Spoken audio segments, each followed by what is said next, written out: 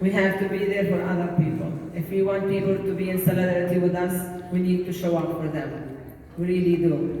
So please keep that thought and try to be there for other people when they need us. Black Lives Matters, the Latinos, even Muslims in China and everywhere else. If we demand them to be with us, we have to be with them. With that, I would like to have Jennifer Beng to come here and tell us something about that. Assalamu alaikum. It's so good to be with people in person. I'm kind of excited just to be in a room with all of you. How many are from Chicago here? Raise your hand. Yay! Next to Palestine, I know that many people are really proud of our Chicago and Midwestern heritage. Our pizza is stuffed. We don't put ketchup on hot dogs, and our winters are pretty brutal. But one thing for sure in Chicago is that we show up for Palestine. Raise your hand if you were one of 25,000 people marching in the streets of Chicago this year. All right, yes. When I think about 2021, that day was the best memory that I can cherish. All of us were moved by the courage shown in the Unity Intifada in May. We witnessed Palestinians refusing to be evicted from their homes in Jerusalem. Palestinians insisting on the right to pray in Al-Aqsa Mosque. Palestinians marching inside the Green Line for equality and in solidarity. And in Gaza, while Israel bombed for 11 straight days, killing people, destroying homes, factories, health clinics, and media centers, Palestinians refused to give up their struggle to achieve an end to the blockade and full freedom in a unified Palestine. During those terrible days, so many Palestinians and their allies in Chicago took to the streets to show up for Palestine. It was amazing to see thousands of people walking down Michigan Avenue wearing their kofiyas and their thobes and waving the Palestinian flags. Children were perched on their parents' shoulders or pushed in the baby carriages. Sidos and Sittis were supported by their grandchildren, and the streets were filled with the chants, "Free, free Palestine." Wow.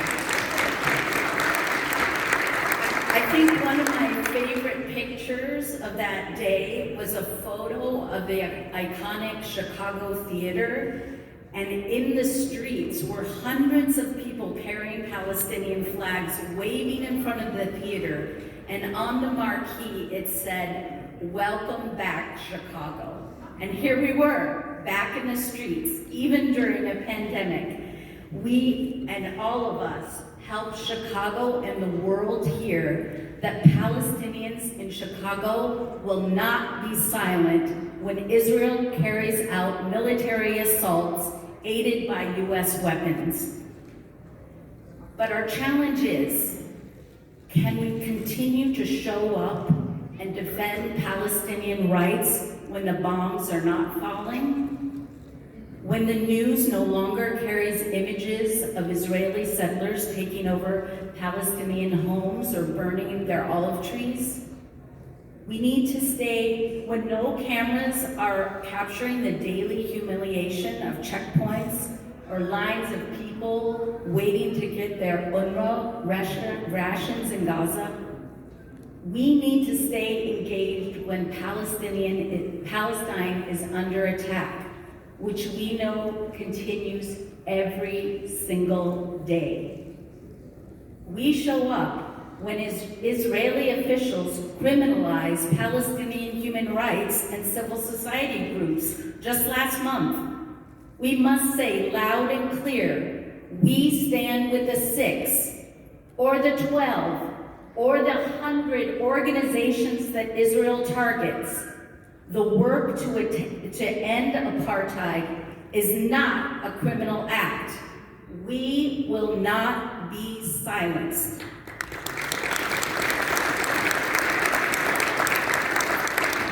I always feel a bit of Chicago pride when good pieces of legislation or statements supporting Palestinian rights are released in Congress.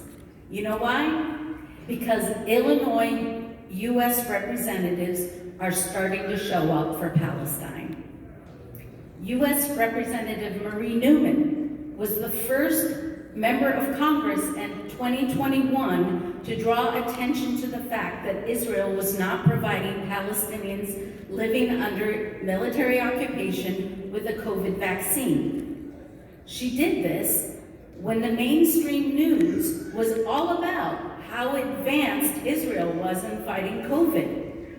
She demanded, rightly so, that Israel must meet its obligations to provide the vaccine to 5 million Palestinians living in Gaza and the West Bank. U.S. Representative Chuy Garcia is another local politician who we can count on to support bills like H.R. 2590, you've heard that talked about today, the Palestinian Children and Families Act, which was introduced by Minnesota Representative Betty McCollum. This bill, if you don't remember, calls for accountability for U.S. money to ensure that our taxes don't pay for putting kids in military detention, for demolishing Palestinian homes, and taking more Palestinian land to expand Israeli settlement colonies. Representative Garcia and Representative Newman attended those demonstrations in Chicago last May. They saw the power of people like you who demand change in U.S. policies. They showed up in Congress to challenge arms sales to Israel, including the $1 trillion in extra funding for Israel's Iron Dome passed by Congress this fall. We have to increase the number of Illinois politicians who speak up boldly for Palestinian rights. While we have some allies in Congress, we have to make sure our U.S. senators become the champions we want them to be. We need them to be consistent in their work for human rights for all and stronger advocates for oppressed communities to realize their dreams for freedom. Your continued engagement with political advocacy, as some of you did this September with your terrific staff at AMP and AJP, Tahar, and all of you, you need to keep doing that to show up for Palestine. But there are other ways beyond just electoral politics to do the work. Many of you are artists, and you make beautiful art about Palestine. Many of you are wonderful cooks, and you share your food with Americans who may not have an opinion about which is better, makluba or mansa. They don't know. Makluba, I agree. Many of you teach Arabic to your children, and you share your stories of Palestine with your classmates at school. All of these are important ways you show up for Palestine. If you haven't seen them yet, I hope you will take a look at the ribbons of remembrance display hanging in the hotel when you first came in about Gaza. This was a project made locally to help us remember and honor the Palestinians killed last May. In October, we brought these ribbons to the Federal Building downtown Chicago and to the doors of Boeing Corporation that sells and profits from the bombs and military planes to Israel. On that wet day in October, we read aloud the names of over 260 Palestinians who were killed, and we placed a flower in their memory. We reflected that too often we were reading the names of entire families. Parts of this action were live streamed to a national event called Gaza is Palestine. an effort to push for ending the illegal and punishing blockade and to keep Gaza a part of the work to liberate and free Palestine. I know it's challenging to retain hope when every day there is bad news from Palestine. But there is hope when we raise our voices together, or work together, when we show up for Palestine together. This is the road we must walk for freedom and justice in Palestine. Shukran. Thank you for inviting me.